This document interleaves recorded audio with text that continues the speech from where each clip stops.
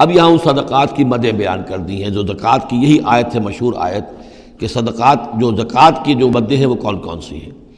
انما الصدقات، زکوٰۃ جو ہے تو سب سے پہلے للفقراء، مفلسوں کے لیے، والمساکین، محتاجوں کے لیے، والعاملین علیہا، اور جو بھی زکوٰۃ کا بندوبست کریں گے، زکوٰۃ جمع کریں گے، تحصیلدار ہوں گے، زکوٰۃ کا حساب کتاب رکھیں گے، زکوٰۃ تقسیم کریں گے، وہ اس کے عاملین علیہا ہیں، ان کی تنخواہیں اس میں سے دی جائیں گی۔ والمؤلفۃ قلوبہم، اور تالیف قلب کے لیے، کچھ لوگ ہوتے تھے جب تک ایک تحریک اور دعوت چل رہی ہے، بعض لوگ ہوتے ہیں معاشرے کے اندر صاحب حیثیت ہوتے ہیں، انہیں کچھ دے دلا دیا جائے تو ان کی مخالفت کم ہو جاتی ہے، ساتھی نہ بنے، کم سے کم یہ کہ ان کا مخالفت کا زور شور جو ہے کم ہو جائے، تو یہ تالیف قلب کے لیے۔ یہ مد جب اسلام غالب ہو چکا تو اس کے بعد سے ختم ہو گئی۔ اس کے بارے میں فقہا کا کہنا یہ اس وقت تک تھا جب تک کہ ابھی وہ تحریک اور دعوت چل رہی تھی، لیکن ویسی ہی سچویشن پھر کبھی دوبارہ پیدا ہو سکتی ہے تو پھر یہ مد جو ہے اس کے اندر یہ شامل ہو جائے گی۔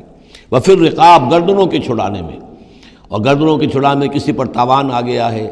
کوئی شخص جو ہے وہ مقروض اتنا ہو گیا ہے کہ اس سے نہیں نکل پا رہا ہے، لہذا ایک یہ کہ لم سم مدد کر کے اسے گویا کہ اس کی گردن چھڑا دی جائے۔ والغارمین، جن پر تاوان بھرنا پڑے۔ وفی سبیل اللہ، اور ایک مد جو ہے فی سبیل اللہ بھی ہے، مطلب یہ ہے کہ اللہ کی راہ میں جہاد، دعوت اور اقامت دین کی جد و جہد میں بھی یہ رقم خرچ ہو سکتی ہے، لیکن اولین مستحق یہ ہے۔ انفاق فی سبیل اللہ خود اللہ کل کا کل دین کے لیے ہے، اللہ کے دین کے لیے، دعوت، تبلیغ اور جو بھی اقامت دین کی جد و جہد ہے اس کے لیے۔ لیکن یہ جو صدقات ہیں، اور زکوٰۃ بھی صدقات ہی میں شامل ہے،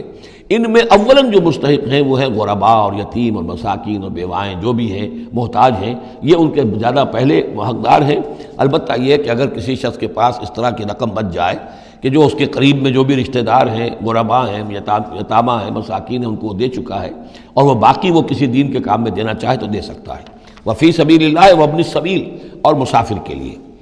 فریضۃ من اللہ، یہ اللہ تعالیٰ کی طرف سے معین ہو گیا ہے۔